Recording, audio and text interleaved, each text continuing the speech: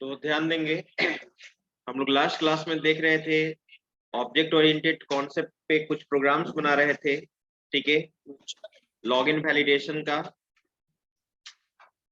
तो हम लोग वैसे कंस्ट्रक्टर पढ़ चुके थे। मैंने बताया था कि 4 तरह का कंस्ट्रक्टर होता है VB.NET में।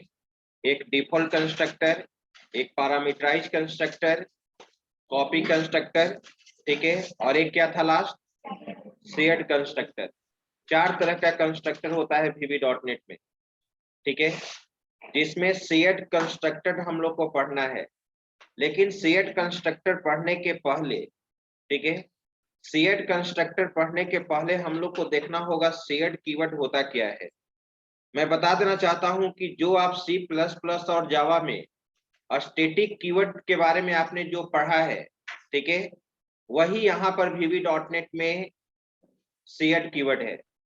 स्टैटिक कीवर्ड को के जगह पे हम लोग VB.NET में यूज करते हैं शेयर्ड कीवर्ड, ठीक है।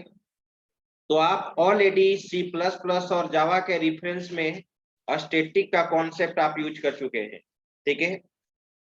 जिस वेरिएबल के पहले स्टैटिक कीवर्ड लगाते हैं उसको स्टैटिक वेरिएबल बोलते हैं या क्लास वेरिएबल के नाम से जानते हैं, और जिस मेंबर फंक्शन के पहले स्टैटिक कीवर्ड लगाते हैं उसको स्टैटिक फंक्शन के नाम से जानते हैं या क्लास मेथड के नाम से जानते हैं हम लोग, ठीक है। और आप ऑलरेडी जानते हैं कि स्टैटिक वेरिएबल क्या होता है, ठीक है, और स्टैटिक फंक्शन क्या होता है। स्टैटिक फंक्शन हम लोग कब बनाएंगे, स्टैटिक वेरिएबल हम लोग कब बनाएंगे, what is the main purpose of static variable. तो कोई स्टूडेंट मुझे बताएं, अगर आपसे कोई पूछे कि what is the main purpose या main objective of static variable, तो क्या होगा आपका आंसर, कोई भी बताइए।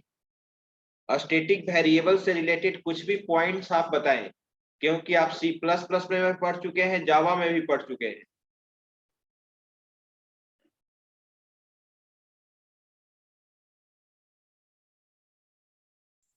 बताइए, स्टैटिक वेरिएबल, जिस वेरिएबल के पहले स्टैटिक लगा देते हैं उसको हम लोग स्टैटिक वेरिएबल कहते हैं। बताइए जो कुछ जानते हैं।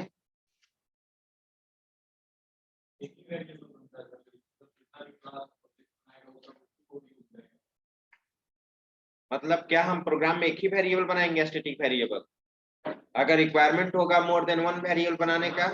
वेरिएबल को अगर स्टैटिक बना दिया तो सभी के लिए वो एक ही ब्लॉक काम करेगा, एक ही बार वो एग्जीक्यूट होगा सर, एक ही बार रन करेगा सर। उसको ऐसे नहीं बोलेंगे कि एक ही बार एग्जीक्यूट करेगा, एक ही बार रन करेगा। आपको इस तरह से बोलना होगा कि static variable allocates memory only once time.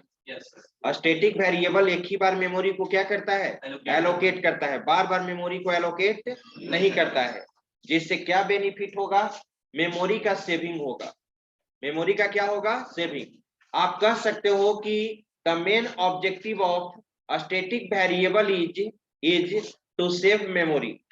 Memory को सेव करने के लिए हम लोग स्टैटिक वेरिएबल का कॉन्सेप्ट यूज करते हैं। जैसे अगर मान लो कि TCS या विप्रो कंपनी है, उसमें जितने भी एम्प्लॉय हैं, कुछ रिकॉर्ड्स सभी एम्प्लॉय के लिए क्या होगा, कॉमन होंगे ना। जैसे मान लो कंपनी नेम, सभी एम्प्लॉय के लिए कंपनी नेम क्या है, सेम है। हमारी बात समझ में, ठीक है। और आपका एम्प्लॉय आईडी हो गया, नेम हो गया, पोस्ट हो गया, सैलरी हो गया, पेमेंट हो गया, ये सब, सैलरी हो गया, ये सब आपका क्या होगा, डिफरेंट होगा, डिफरेंट होगा ना। लेकिन सभी स्टूडेंट के, सभी एम्प्लॉय के लिए कॉलेज नेम क्या है, कंपनी नेम क्या है, सेम है। उसी तरह से सभी स्टूडेंट के लिए यहाँ पे कॉलेज नेम क्या है, सेम है। आ रही बात समझ में, ठीक है। आपके बैच का सेशन आपका क्या है, सभी आपके बैच के सभी स्टूडेंट के लिए सेशन क्या है, सेम है। लेकिन नेम, ईमेल आईडी, ये सब आपका क्या है, डिफरेंट है। तो मान ली कि इस बैच में अगर 56 + 56 मान लो कि 112 स्टूडेंट्स हैं, तो 112 स्टूडेंट के लिए कुछ ऐसे रिकॉर्ड्स हैं जो कॉमन रिकॉर्ड है सभी के लिए। तो उस तरह के वेरिएबल को हम लोग क्या बना लेंगे, स्टैटिक बना लेंगे। बार बार वो 112 स्टूडेंट हैं तो 112 बार मेमोरी एलोकेट नहीं ना होना चाहिए उसके लिए। हाँ, लेकिन नेम के लिए अब कोर्स भी क्या है सेम, तो कोर्स को भी क्या बना लेंगे, स्टैटिक बना लेंगे। तो हमेशा याद रखिएगा स्टैटिक वेरिएबल का फर्स्ट पॉइंट, ठीक है, static variable allocates memory only once time. और दूसरा पॉइंट आपको ये ध्यान देना है कि जिसके कारण से स्टैटिक मेमोरी सेव मेमोरी को ये क्या करता है, सेव करता है। तीसरा पॉइंट कोई बताइए।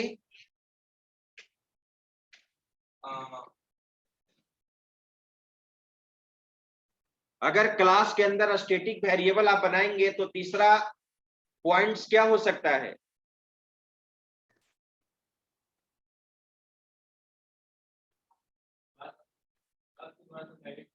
Very good, static variable can be accessed directly class में। स्टैटिक वेरिएबल को डायरेक्ट हम किसके थ्रू एक्सेस करेंगे, क्लास नेम के थ्रू एक्सेस करेंगे। Next point,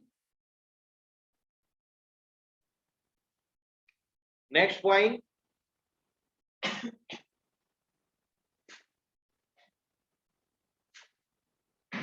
it's value is shareable. Static variable का वैल्यू क्या होता है, शेयरेबल होता है ना। It's value is the value of static variable is shared by all object. अगर किसी क्लास का अगर 5 ऑब्जेक्ट बनाए हैं, 5 ऑब्जेक्ट बनाए हैं, और अगर स्टैटिक वेरिएबल काउंट का वैल्यू 1 है, तो किसी भी ऑब्जेक्ट के द्वारा आप एक्सेस कर लीजिए, किसी भी द्वारा ऑब्जेक्ट को एक्सेस कर लीजिए, काउंट का वैल्यू क्या आएगा, 1 आएगा। तो कहा जाता है कि the value of static variable is shared by all object. कैसे होता है शेयरिंग में प्रोग्राम के थ्रू जस्ट बताने जा रहा हूं, ठीक है। नेक्स्ट क्या है, it's value is preserved. Static variable का वैल्यू क्या रहता है, प्रिजर्व रहता है। अगर मैं आपसे यहां पर पूछूं व्हाट विल बी आउटपुट, तो आप क्या बताएंगे, प्रिजर्व कहने का मतलब क्या, जैसे यहां बैठे, यहां स्टैटिक वेरिएबल का वैल्यू प्रिजर्व कैसे होता है उस चीज को आप यहां पर ध्यान दीजिए। मैंने यहां पे नोटपैड लिखा,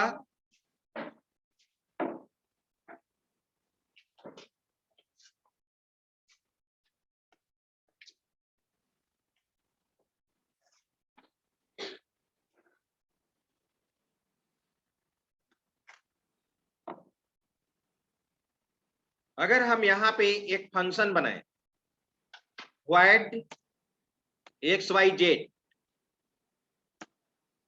और मैंने यहां पर लिखा int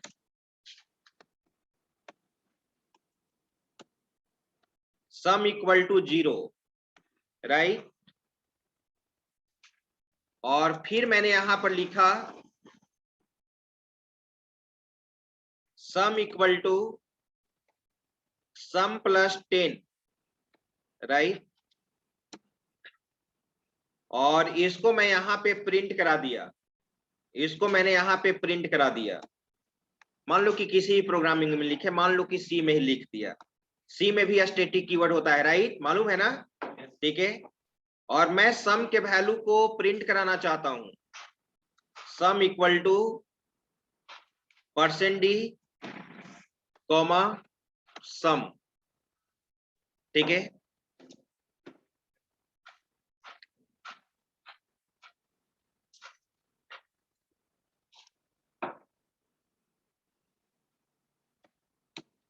अब यहां पे इसको कॉल किया गया,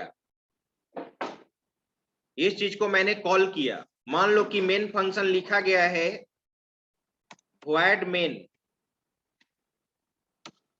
मेन में इसको कॉल किया गया। आप जानते हो किसी भी फंक्शन को मल्टीपल टाइम्स कॉल किया जा सकता है, ठीक है।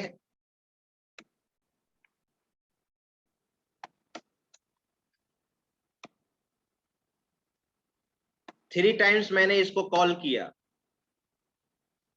और मैंने सम इंट सम इक्वल टू 0 को मैंने स्टैटिक बना लिया है, स्टैटिक, ठीक है। मैंने बोला है कि स्टैटिक वेरिएबल अपने वैल्यू को प्रिजर्व करता है, अपने प्रीवियस वैल्यू को लॉस्ट नहीं होने देता है। अब आप बताइए, ठीक है, अगर मान लो कि स्टैटिक नहीं रहता, अगर स्टैटिक नहीं रहता तो व्हाट विल बी आउटपुट? तुम बताओ यहाँ पर, यहाँ पे मैं कमेंट सेक्शन में क्या आउटपुट लिखूं? ऊपर फंक्शन पढ़ो XYZ, सभी लोग सोचकर आउटपुट रखिए क्या आएगा, जिससे पूछेंगे वही बताएंगे।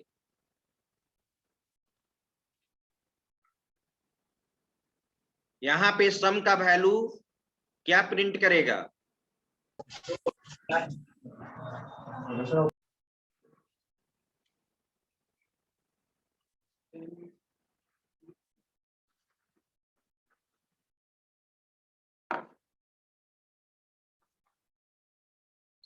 तुम बताओ। 10 प्रिंट करेगा। तुमको तो लगता है केवल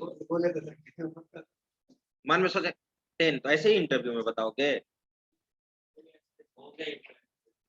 अरे फिर बाकी और इंटरव्यू तो होने वाला है ना। क्या हुआ? वेरी गुड, कॉन्ग्रेचुलेशन सभी को, कॉन्ग्रेचुलेशन जो जिनको जो क्वालिफाई कर चुके हैं। ठीक है, क्वालिफाई क्या मतलब, अब वो एक तरह से ऑफर लेटर है नहीं? इसमें नोट करके लिखा हुआ इस बीच भी अगर पता चलता है कि कोई एग्जाम को चोरी करके पास किया है, इंटरव्यू में चोरी किया है, तो कभी भी निकाल दिया जा सकता ना ना, वो वैसे ही, ऐसा कुछ नहीं, अभी ऐसा कुछ नहीं। उसके बाद उतना टाइम नहीं तो बैटरी चेक कर। ठीक है,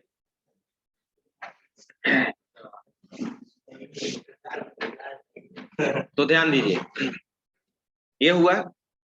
अब यहाँ सेकेंड केस में सेकेंड टाइम मैंने इस फंक्शन को कॉल किया, तुम बताओ यहाँ पे क्या आएगा वैल्यू? फिर से मैंने XYZ फंक्शन को कॉल किया,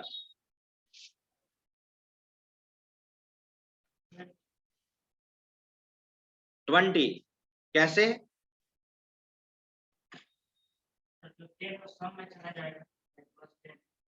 फिर सेकेंड टाइम कॉल होगा तो 20 होगा, और फिर थर्ड टाइम कॉल होगा तो 30 होगा।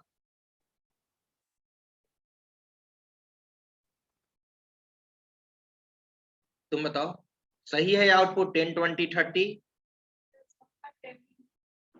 सबका 10 ही होगा। ठीक है, सभी का 10 होगा, राइट? इसलिए 10 होगा क्योंकि जब फर्स्ट टाइम, ध्यान दो, जब फर्स्ट टाइम आप XYZ फंक्शन को कॉल किया आपने, तो इसका जब बॉडी एग्जीक्यूट करेगा तो सम में वैल्यू क्या है? 0, और sum equal to sum plus 10, 0 प्लस 10 क्या होगा? 10, तो 10 प्रिंट किया, ये तो सही है। फिर सेकेंड टाइम जब आपने फंक्शन को कॉल किया तो फिर से इसका बॉडी एग्जीक्यूट करेगा, ठीक है, तो फिर यहाँ पे सम इक्वल टू 0 हो गया ना। जब इसका बॉडी एग्जीक्यूट करेगा तो सम का वैल्यू, ठीक है, करंट में 10 था, लेकिन फिर से जब एग्जीक्यूट करेगा तो फिर से सम का वैल्यू क्या हो जाएगा? 0 हो जाएगा। कहाँ ये स्टैटिक वेरिएबल है? स्टैटिक वेरिएबल ने एक ही बार मेमोरी एलोकेट करता है, ये तो नॉन स्टैटिक है, बार बार ये मेमोरी को एलोकेट करेगा। जब बार बार ये मेमोरी को एलोकेट करेगा तब तो सम का वैल्यू 0 हो जाएगा। तो फिर से sum equal to sum plus 10, 0 प्लस 10, 10 ही रहेगा, 10 ही रहेगा। और यही यहां पर हम इंट के पहले क्या लगा देते? ठीक है,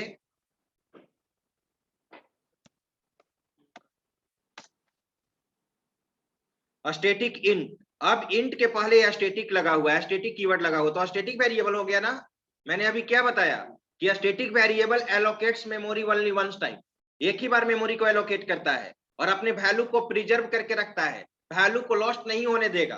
देखो फर्स्ट टाइम जब इसको कॉल करोगे तो XYZ का वैल्यू 10 आ गया, राइट? जब second time XYZ function call होगा तो फिर से सम में 0 नहीं होने देगा। क्यों फिर से सम में 0 नहीं होने देगा? क्योंकि एक ही बार मेमोरी को एलोकेट करता है स्टैटिक वेरिएबल। ठीक है, फर्स्ट टाइम कर लिया तो फिर से सम का वैल्यू 0 कहां से होगा? सम का वैल्यू करंट में क्या था? 10, तो अपने वैल्यू को लॉस होने दिया नहीं, प्रिजर्व करके रखा, तो सम का वैल्यू 10 था, तो 10 प्लस 10 यानी 20 आएगा, फिर 30 आएगा। ये सी में इसका कॉन्सेप्ट है। अब उप्स के कॉन्सेप्ट में मैंने समझा दिया चारों पॉइंट। स्टैटिक वेरिएबल का 4 पॉइंट आप याद रखोगे। फर्स्ट पॉइंट आपको क्या रखना है, क्या बोलना है कि it allocates memory only once time, एक ही बार मेमोरी एलोकेट करता है दूसरा इट सेव मेमोरी, ये मेमोरी को क्या करता है, सेव करता है। मैंने एग्जांपल में भी आपको बता दिया कि ये सभी स्टूडेंट्स के लिए कुछ ऐसे रिकॉर्ड्स हैं जो कॉमन रिकॉर्ड्स है, कॉलेज नेम, कोर्स नेम, है ना, कॉमन रिकॉर्ड। तो इसको हम लोग एज ए क्या बना लेंगे, स्टैटिक बना लेंगे। तीसरा पॉइंट क्या है कि static variable direct class name के द्वारा एक्सेस होगा, ठीक है। और चौथा पॉइंट क्या है, shareable, it's value is shareable, यानी कहने का मतलब इसके वैल्यू को सारे ऑब्जेक्ट क्या करेगा, शेयर करेगा। मैं उसका एग्जांपल लिखूंगा उप्स के कॉन्सेप्ट में, ठीक है। इसीलिए VB.NET में स्टैटिक कीवर्ड की जगह पे क्या नाम दे दिया है, शेयर्ड। शेयर्ड नाम देने से क्या है, मैंने बोला कि C++ और जावा में आपने शेयर्ड स्टैटिक कीवर्ड आपने पढ़ा है, लेकिन उसी स्टैटिक कीवर्ड को यहाँ क्या नाम दे दिया गया, शेयर्ड कीवर्ड नाम दे दिया गया। एग्जैक्ट वही है। आप वहां पर भी जावा में भी आप किसके साथ यूज करते थे स्टैटिक कीवर्ड को, मेंबर वेरिएबल के साथ यूज करते थे, मेंबर फंक्शन के साथ यूज करते थे C++ में या जावा के साथ, ठीक है।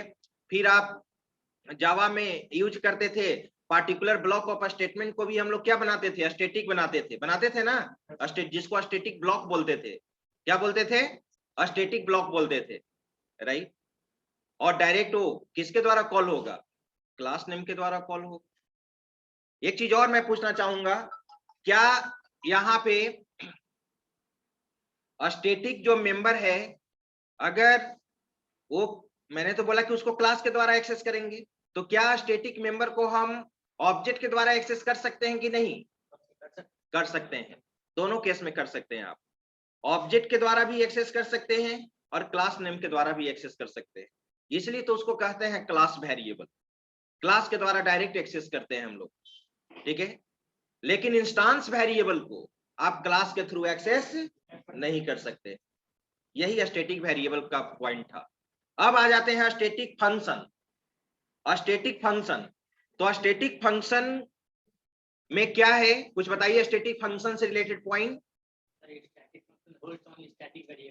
Very good. Static function holds only static variable. Static function के अंदर केवल क्या यूज होता है, स्टैटिक वेरिएबल ही यूज होता है। उसके अंदर नॉन स्टैटिक वेरिएबल को आप एक्सेस नहीं कर सकते हैं। जो क्लास के अंदर जिस फंक्शन को आप स्टैटिक बना दिए वो क्या कहलाएगा, स्टैटिक फंक्शन कहलाएगा। और उसके अंदर केवल आप स्टैटिक वेरिएबल को ही एक्सेस कर सकते हैं, नॉन स्टैटिक वेरिएबल को आप एक्सेस नहीं कर सकते हैं, चाहे कोई भी प्रोग्रामिंग लैंग्वेज क्यों ना हो। दूसरा चीज, स्टैटिक फंक्शन डायरेक्ट किसके द्वारा एक्सेस होगा, क्लास नेम के द्वारा एक्सेस होगा, ठीक है, क्लास नेम के द्वारा एक्सेस होगा। और एक कब यूजफुल है, कब इसको यूज करेंगे, तुम कहोगे कि स्टैटिक वेरिएबल सर एक्सेस करने के लिए, तो स्टैटिक वेरिएबल तो हम नॉन स्टैटिक के साथ भी एक्सेस कर सकते हैं। Non static function can have both static and non static variable. जो फंक्शन स्टैटिक नहीं है उसके अंदर आप स्टैटिक वेरिएबल भी रख सकते हो, नॉन स्टैटिक वेरिएबल भी रख सकते हो। लेकिन static function only access static variable. तो क्या जरूरत है, रिकॉर्ड हमको कीपिंग करने की, क्या रिकॉर्ड कीपिंग करने की? जैसे कि अगर हम नंबर ऐड करते जा रहे हैं 10 प्लस 20 30 प्रीवियस वाला जो रिजल्ट है वो हमको वो भी कर सकते हैं, हाँ कर सकते हैं। जैसे जनरली अगर हम लोग प्रोग्रामिंग में यूज करें उसको, तो डेटाबेस कनेक्शन के लिए अगर तुम जावा में प्रोजेक्ट बनाओगे तो जावा में हमारा 40 अगर विंडोज फॉर्म है तो हम क्या कनेक्टिविटी सभी फॉर्म पे करेंगे। कनेक्शन का कोडिंग 5 लाइन का जो होगा एक ही होगा ना, और वो उसको क्या बना लेंगे, स्टैटिक बना लेंगे। क्या बना लेंगे, स्टैटिक बना लेंगे। और स्टैटिक बना लेंगे तो उसको डायरेक्ट कहीं भी क्लास नेम के द्वारा क्या कर लेंगे, एक्सेस कर लेंगे। और ऑब्जेक्ट अगर बनाओगे तो ऑब्जेक्ट के थ्रू हर बार मेमोरी क्या होगा, एलोकेशन होगा, ठीक। तो वहां पे कहीं अगर आप ऑब्जेक्ट के द्वारा हर बार एक्सेस करेंगे तो वहां पर प्रॉब्लम होगा, क्योंकि एक सिंगल कॉपी क्रिएट होना चाहिए ना, ठीक है, मल्टीपल कॉपी नहीं क्रिएट होना चाहिए। तो उस केस में हम लोग यहाँ पे स्टैटिक फंक्शन का कॉन्सेप्ट यूज करते हैं।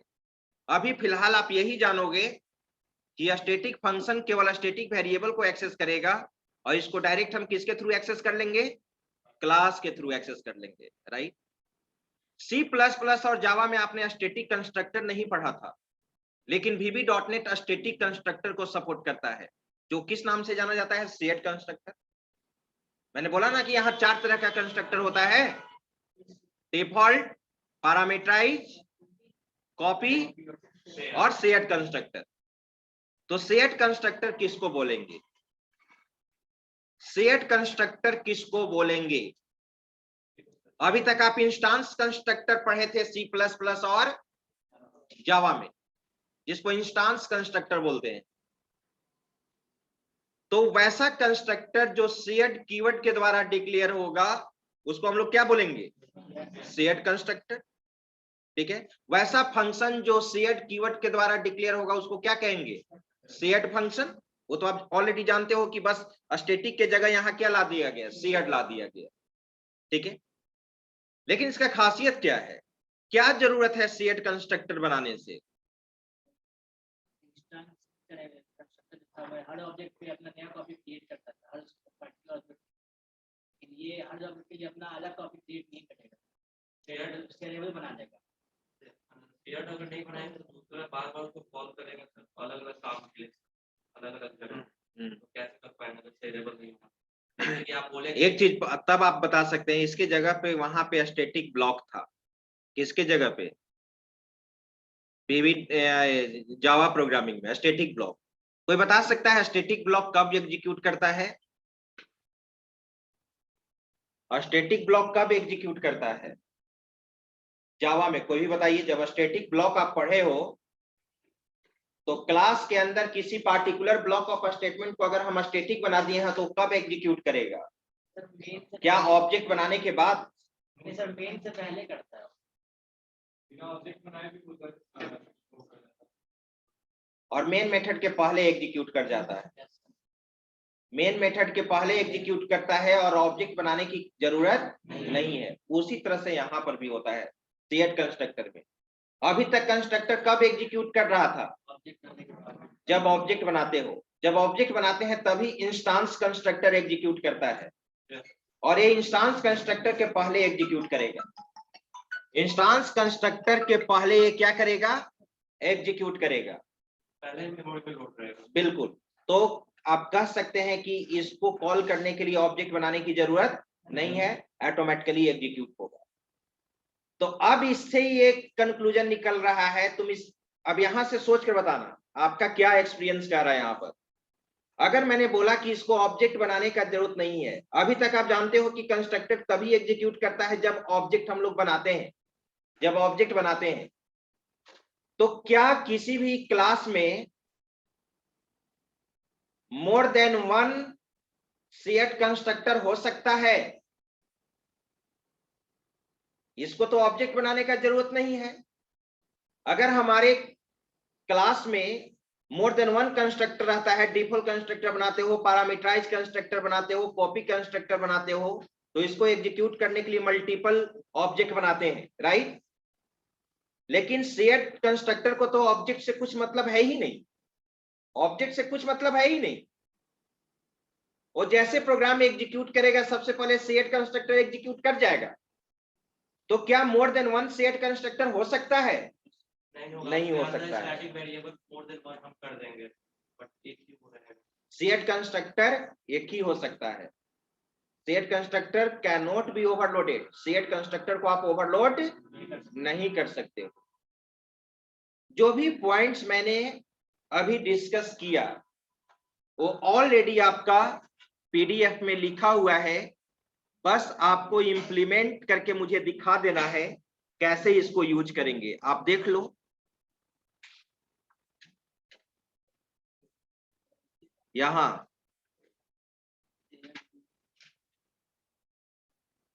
जो चीज मैंने, यही था ना सेट कीवर्ड, यानी स्टैटिक कीवर्ड, वही लिखा हुआ है। This keyword is used to create a static type member of class. Class के मेंबर को स्टैटिक बनाने के लिए इसको यूज करते हैं। It is used with member variable, member function and constructor. C++ और जावा में स्टैटिक कीवर्ड दो चीज के साथ यूज करते थे, मेंबर वेरिएबल और मेंबर फंक्शन। जावा में एक बढ़ जाता था, ब्लॉक ऑफ स्टेटमेंट को भी स्टैटिक बनाते थे, जिसको स्टैटिक ब्लॉक के नाम से जानते थे जावा में, right.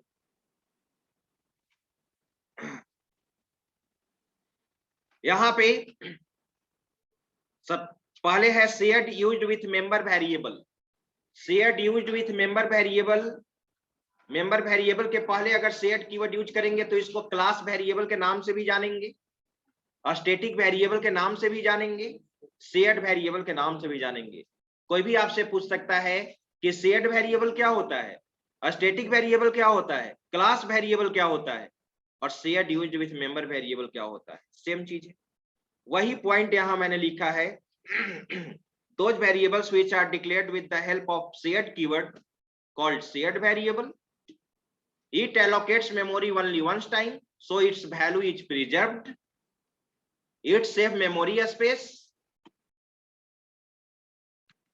Its value is shared by all object. It is accessed with the help of class name directly. अब देखो यहाँ पे, नेक्स्ट देखो यहाँ पे, static used with member function, इसको स्टैटिक फंक्शन भी कहेंगे या शेयर्ड फंक्शन भी कहेंगे। Those functions which are declared with the help of shared keyword called shared function या static function. It is accessed with the help of class name directly. A static function can access only a static variable, but non-static function can access both a static and non-static variable. अब program है तो program यहां पर एक है to count number of object of class. हम जितना object main में बनाएंगे काउंट करके बता देना चाहिए कि आपने इतना नंबर ऑफ ऑब्जेक्ट बनाया है, ठीक है। तो इससे पता चलेगा शेयरेबल कैसे शेयर करता है। देखिए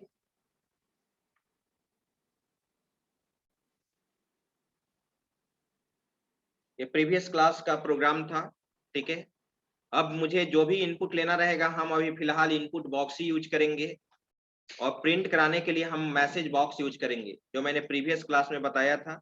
प्रीवियस क्लास में कुछ ज्यादा नहीं बताया था, रिवीजन की तरह से आगे कोई टॉपिक नहीं हुआ था एग्जाम के कारण, ठीक है।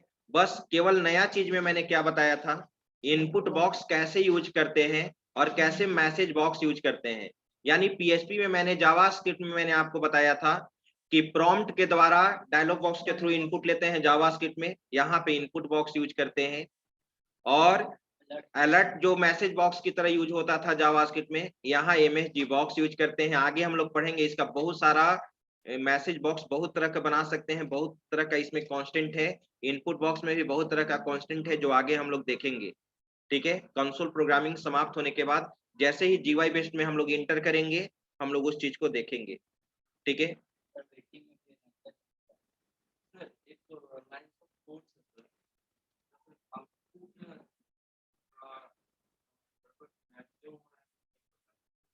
क्या चीज हो रहा है? एक कोड लाइन का कोड तीन चार टाइप जैसे वैल इक्वल टू 8 और इक्वल टू 3 और एक प्लस प्लस है और अलर्ट लिख के एक प्रिंट करना है। ऐसे अगर देखा जाए तो प्लस प्लस कोड हो जाएगा। हेलो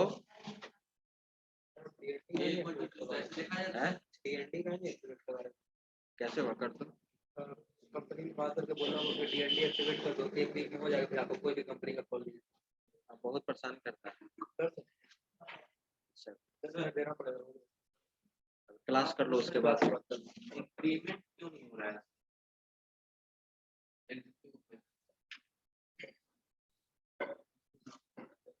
दिखाना, दिखाओगे तब ना, तो सिंपल कोडिंग है। सिंपल कोडिंग सर्वे 4 लाइन का। तो एक्चुअली में जो इंक्रीमेंट कर रहे हैं ना सर, ए प्लस प्लस वो नहीं हो पा रहा है और 0 भी दे देता है।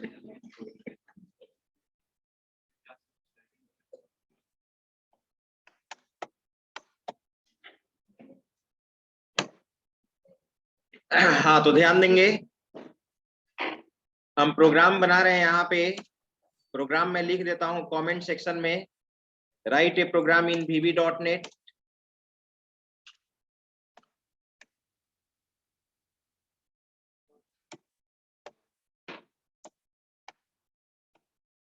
ठीक है, to count number of object, count number of object, ठीक है।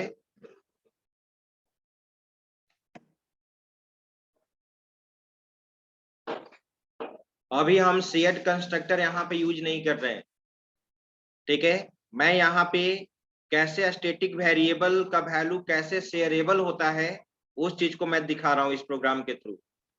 तो सबसे पहले हम लोग यहाँ पे एक नेम स्पेस को इंपोर्ट कर देते हैं हम लोग।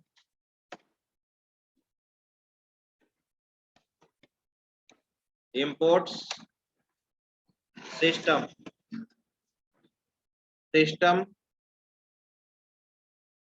और यहाँ पे क्लास का नाम मैंने यहाँ दे दिया ऑब्जेक्ट काउंट।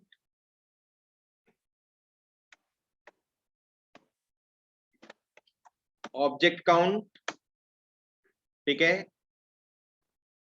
टेम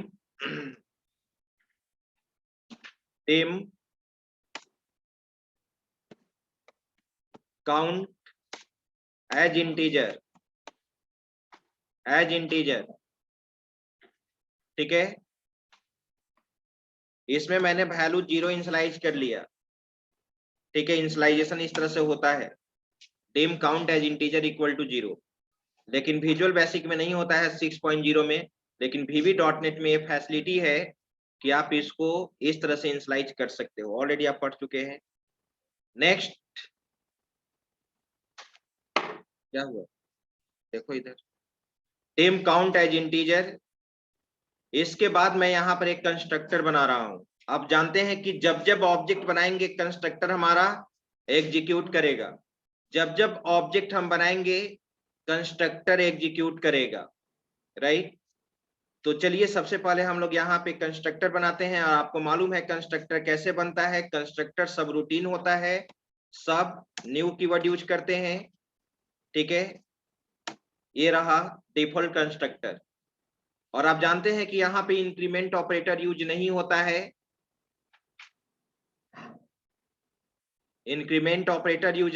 है, तो मैं यहाँ पर लिख रहा हूं काउंट को हर बार इंक्रीज कराना है। जब जब कंस्ट्रक्टर एग्जीक्यूट करेगा नंबर ऑफ ऑब्जेक्ट को मुझे काउंट करना है, तो जब जब कंस्ट्रक्टर एग्जीक्यूट करेगा काउंट का वैल्यू एक एक से इंक्रीज करना चाहिए ना, ठीक है।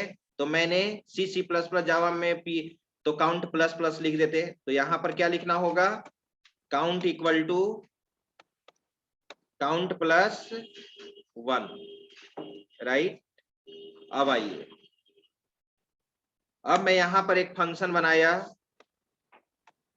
सब रूटीन शो नाम का, मैंने एक फंक्शन बना लिया, सब रूटीन बना लिया। इसमें मैं काउंट के वैल्यू को प्रिंट करा रहा हूं। MSG बॉक्स मैसेज बॉक्स में प्रिंट करेगा total number of object, total number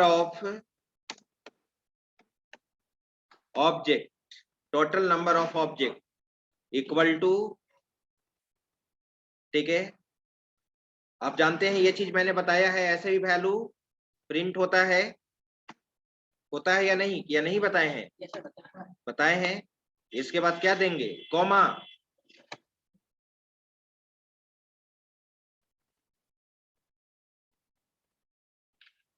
total number of object equal to, यहाँ पे वैल्यू प्रिंट होना चाहिए। अब क्या लिखे यहाँ पर, क्या डायरेक्ट मैं लिख दूं, एरर नहीं देगा, काउंट लिख दें, या ये गलत है सिंटैक्स?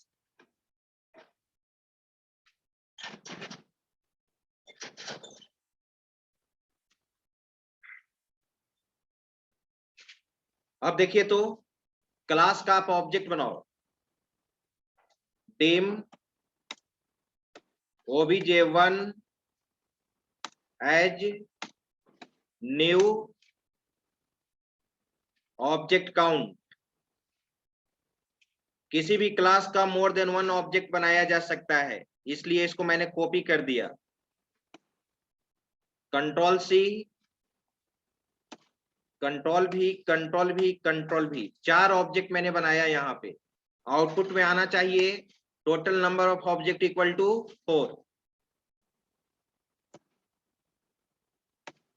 4, राइट। लेकिन अभी ये स्टैटिक वेरिएबल नहीं है, अभी स्टैटिक वेरिएबल नहीं ना है, ठीक है। तो obj1, obj2, obj3, obj4। अभी मैं इसको अब मैं रन कराने जा रहा हूं। आप देखिए अभी तो मैंने ये मैसेज बॉक्स मैंने यूज किया है, तो बार बार मुझे ओके करना होगा। इसलिए इससे अच्छा है कि हम अभी यहाँ पे क्या यूज कर लें, console dot write line use कर लें। ठीक है, चलिए अब इसको प्रॉपर्टीज में चेंज कर दो, स्टार्टअप बना दो।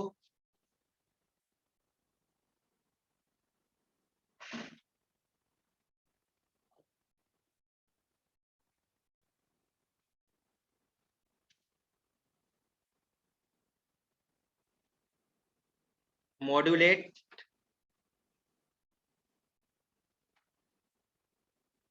ठीक है,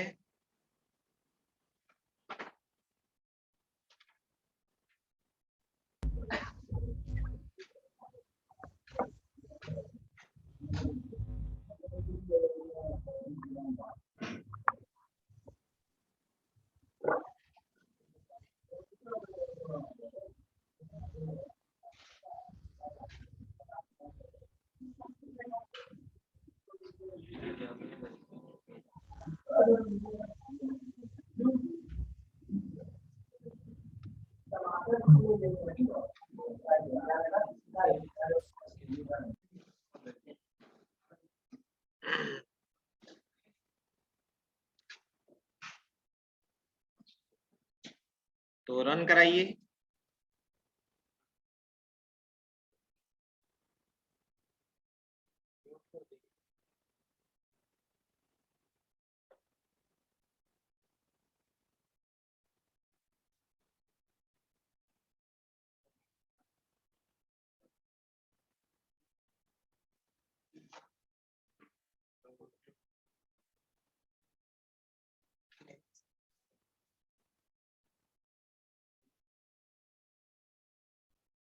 रीड की,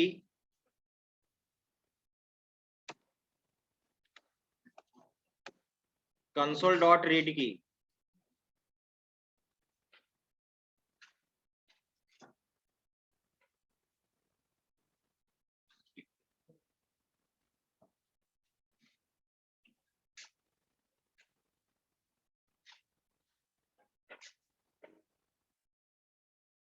अच्छा एक चीज ध्यान दीजिए, आप लोग कुछ ध्यान भी नहीं देते हैं कि यहाँ पे आप बोल सकते थे कि सर आपने शो फंक्शन को कॉल नहीं किया है। शो फंक्शन को नहीं ना कॉल किया गया है, तो obj1 डॉट शो फंक्शन को मैंने कॉल किया, ठीक है, और फिर मैं obj, हाँ कॉपी कर लेते हैं,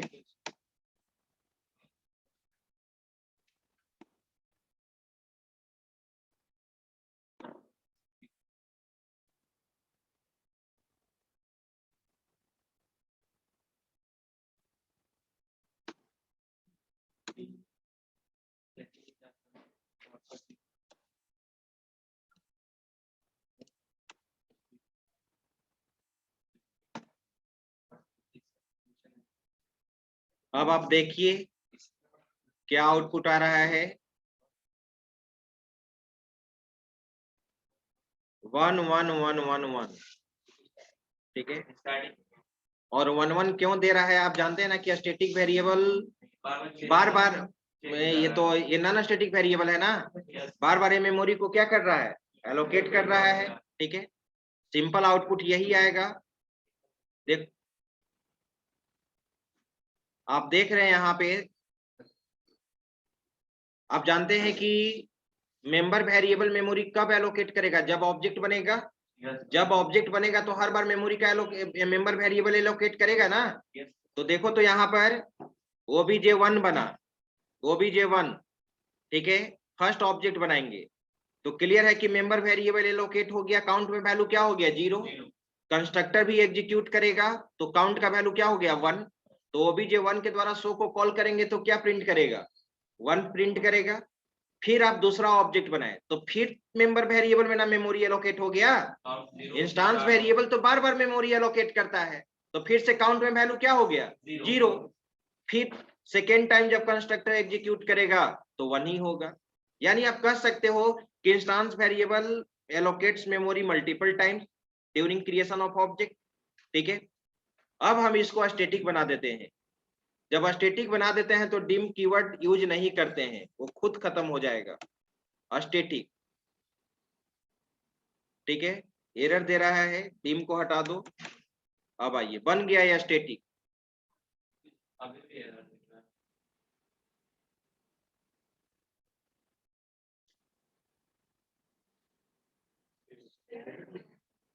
हाँ, यहाँ पे शेयर्ड कीवर्ड यूज होता है ना, स्टैटिक कीवर्ड तो होता ही नहीं है। शेयर्ड कीवर्ड यूज करेंगे। ठीक है, शेयर्ड कीवर्ड।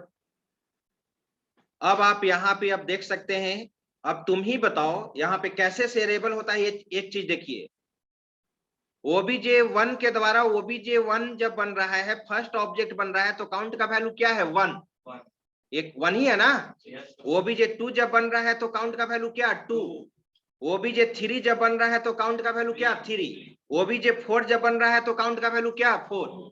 ठीक है, तो यहाँ पर तो आउटपुट इसके हिसाब से 1 आना चाहिए था, इसके हिसाब से क्या आना चाहिए था? 2 आना चाहिए था, इसके हिसाब से क्या आना चाहिए था? 3, और इसके हिसाब से क्या? 4। लेकिन जानते हो सभी का आउटपुट क्या आएगा?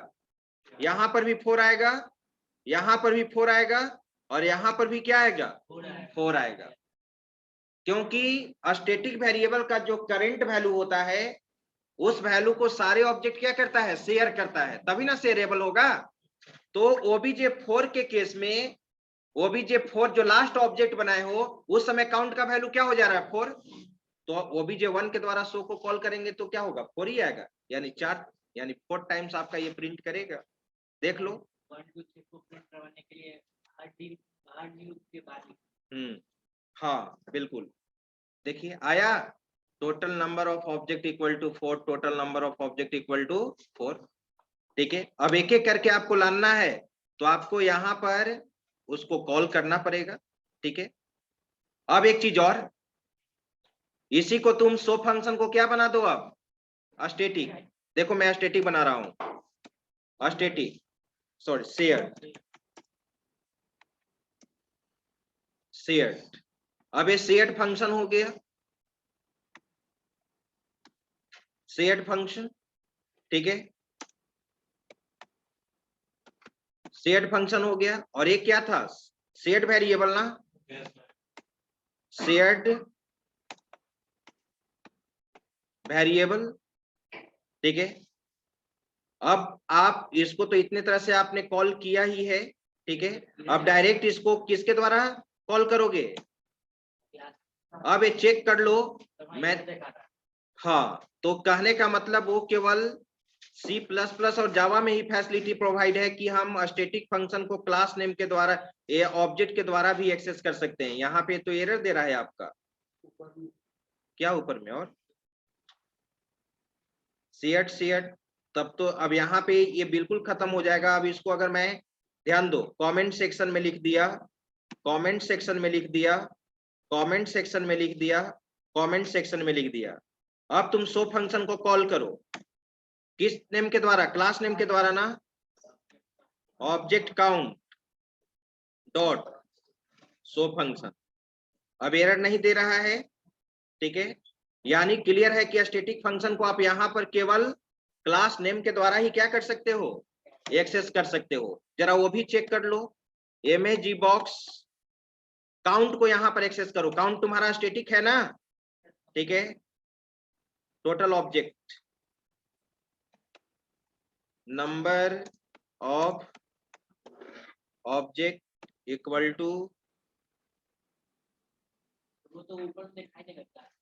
तो हम यहाँ पर एक्सेस कर रहे हैं, मेन में ना एक्सेस कर रहे हैं जी। वो चेक करना चाहते हैं कि क्या ये उसके द्वारा कॉल होगा? किसके द्वारा? ऑब्जेक्ट के द्वारा। क्या था वो? काउंट ना, काउंट। ठीक है, एरर दे रहा है, ये भी दे रहा है ना, नहीं होगा। अब यहाँ पे अगर हम इसको क्या बना दें,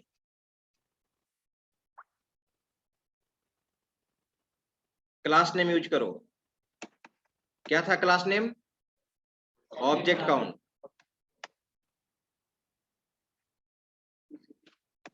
ऑब्जेक्ट काउंट, ठीक है। अच्छा, इसको पब्लिक बनाना होगा। बाय डिफॉल्ट प्राइवेट की तरह काम करता है। काउंट को क्या बनाना होगा, क्लास के बाहर पब्लिक बनाओ। शेयर्ड पब्लिक, एरर हट गया। अब जरा हम अब चेक कर रहे हैं कि ऑब्जेक्ट के द्वारा एक्सेस होगा कि नहीं। क्या बनाए थे, obj1 नहीं, तो यहाँ पे बिल्कुल क्लास के द्वारा ही एक्सेस होगा। स्टैटिक नेचर का मेंबर वेरिएबल या मेंबर मेथड, ऑब्जेक्ट काउंट, ठीक है। यानी अब यहाँ पे क्लास नेम के द्वारा जब एक्सेस किया है शो को, तो यहाँ आउटपुट आएगा टोटल नंबर ऑफ ऑब्जेक्ट, और यहाँ पे काउंट का वैल्यू भी 4 आएगा। रन करा के देख लो।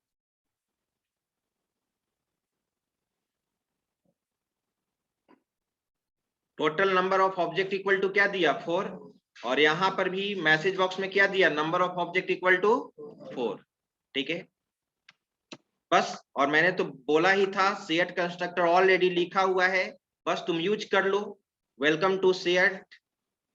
एक यहाँ पे मैं क्या बना लिया, सेट कंस्ट्रक्टर, सेट कंस्ट्रक्टर सब, ठीक है। एक प्रोग्राम पीडीएफ में ऑलरेडी बना हुआ है, उसको रन करा लीजिएगा। सब सेट लिखो, सेट पहले लगाना होगा।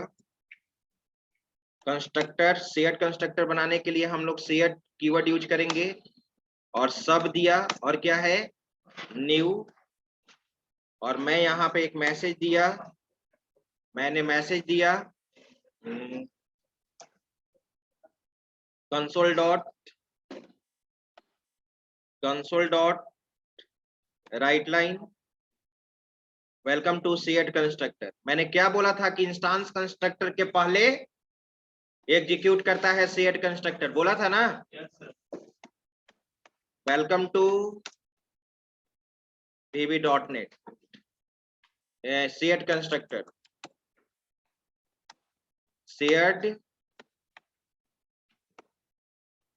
Set constructor, right. अब आप इसको रन करा के देखिए, आया सबसे पहले message welcome to set constructor, ठीक है।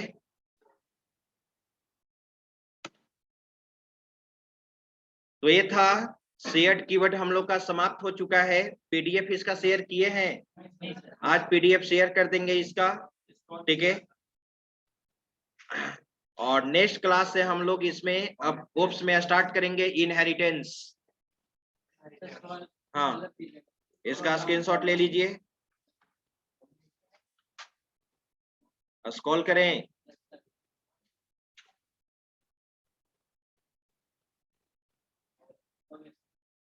ठीक है।